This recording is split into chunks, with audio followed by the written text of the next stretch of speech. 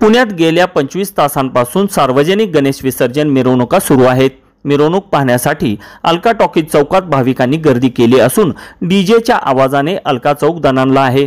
आतापर्यंत जवळपास 140 मंडळे अलका चौकातून विसर्जनाला गेली आहेत, तर कुमठेकर रोड, लक्ष्मी रोड यावरून अजूनही काही मंडळांच्या मिरवणुका येतच आहेत। काल दिनांक 6 रोजी सकाळी 9:30 वाजता पुण्याचा मानाचा पहिला कसबा गणपतीची विसर्जन मिरवणूक सुरू झाली होती। विसर्जन मिरवणुका सुरू होऊन 25 तास झाले असले तरी अनेक मंडळांचे विसर्जन अजून बाकी आहे। त्यामुळे यंदाही पुण्याच्या विसर्जन मिरवणुकांना विलंब होण्याची शक्यता दिसून येत आहे। शिवशाही न्यूज प्रतिनिधी पारस मुथा, पुणे।